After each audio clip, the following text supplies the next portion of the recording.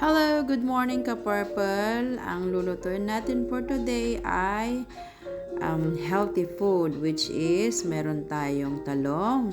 Nislice ko siya ng very thin, tapos pa-slant siya ganyan, oh. And then iprinite ko siya. Ayan, wala pa akong nilagay na kahit na konting mantika lang. And then, baliktarin natin siya pag medyo halfway done until ma-reach natin yung consistency na gusto natin. Ayan po, iniisa-usa ko na silang flip. Ayan, so hanggat mag-brown na siya, both side. Ayan, so tiyaga lang sa pagbabaliktad mga ka-purple dahil ayun po, hinintay natin na ma-reach ang tamang consistency nito. So ang kakainin lang po natin ngayon is eto nga po, gulay lang. So i-cover muna natin siya para maluto ng konti at hindi siya masunog. Make sure na low fire lang. Ayan na siya, malapit na ka-purple. Oh. Basta tatandaan nyo lang po, check nyo lang, balibalik ta rin para mag-even yung kanyang pagkakaprito.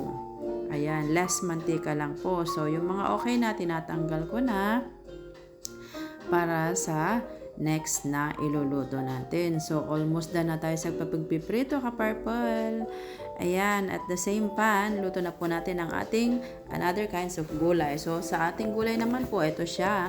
Green and, yellow and orange pepper, bawang, carrots, sibuyas at saka konting talong. So, yun yung remaining ko. So, in the same pan, lagyan po natin siya ng konting mantika.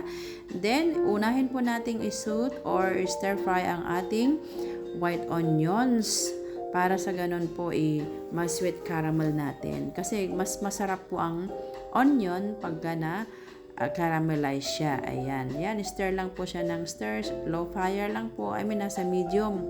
Between medium to low lang po yung kanyang apoy. Ayan po. Slowly lang po natin siya na ini-stir hanggat sa mag-melt yung white onion. Yan. Kung medyo naboboring po kayo, pwede nyo po siyang takpan. Wait ng another 1 minute. Ganon. Pero make sure lang po na hindi po siya mababurn. Kasi pag na-burn po yan, hindi na po maganda. So, ayan. Katulad ng pong ginawa ko, kinuburan ko siya. And then, yun. After 1 to 2 minutes, eto na po siya. And then, stir lang po. Kita nyo po, wala po akong nilalagay dyan. Kasi po, pag na-caramelize yung white onion, sweet po siya. Kaya yan. So, set aside muna natin. And then, at the same pan ulit, stir fry na po natin ating gulay. Inuna ko ang carrots. Ayan, stir lang siya ka-purple. Make sure na low fire ulit siya para hindi siya ma-burn. Ayan, slowly lang ka-purple. Masarap din magluto ng mga sariling gulay na gusto mo lang. Kung ano lang yung nasa fridge ba, nilagay ko na rin ang red at saka yellow bell peppers. Ayan, kung ano man po yung gusto nyong gulay, pwede rin naman po. Yan, sa akin ito ang gusto ko kaya additional lang po. Itong optional kung anong gulay ang gusto mo, but I prefer this. Kasi, pag nag-blend po sila lahat, masarap na rin po siya. Yung sweetness ng tatlong ingredients na yan. Tapos yung talong natin na medyo tasteless, alam nyo naman yun. Ayan. Tapos, and then yung sweet onion, kinuburan ko siya para mas madali siyang maluto. So, eto na po siya. Nag-moist siya kasi nga, kinuburan natin. So, almost done na po siya ka-purple. So, just stir lang. So, at the middle, iset aside natin yung mga gulay. And then, at the middle, ilagay po natin ang talong na yung hard part ng talong. Ayan. So, hindi nasasayang siya.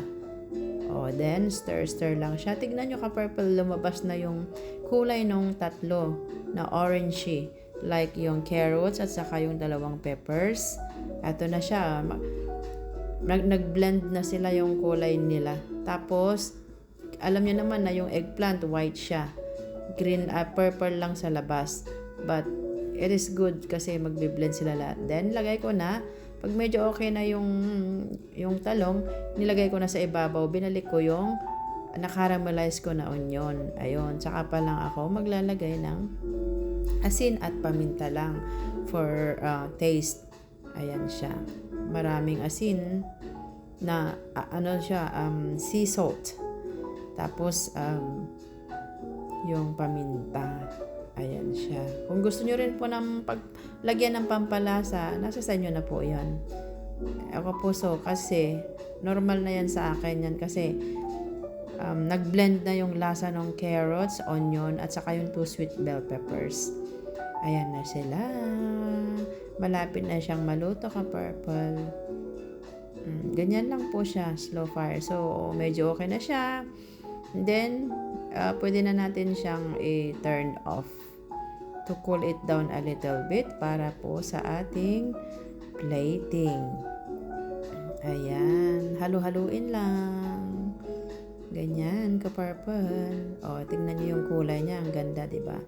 Pwede rin nyo rin lagyan ito ng spring onion if you like. Or chives, green chives. Ayan, mas mainam din. Kasi para may greenish siya.